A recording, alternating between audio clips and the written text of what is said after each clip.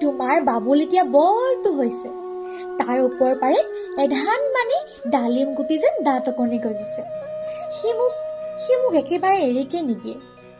কেতিয়াবা মোৰ যে ইমান খং উঠে। তুমি নাই নহয়, সেইকাৰণে সি বাৰু মোৰ বগা সাজযোৰলে এনেদৰে তধা লাগি চাই থাকে কিয়?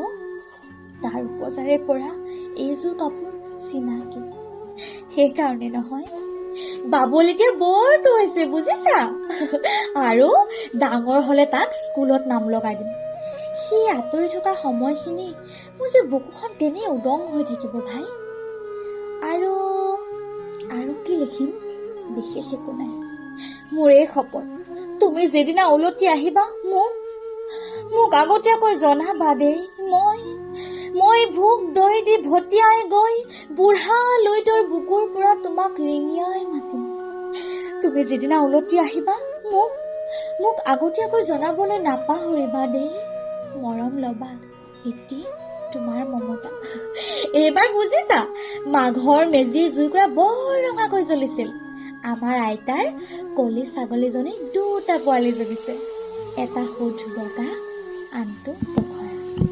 ধন্যবাদ।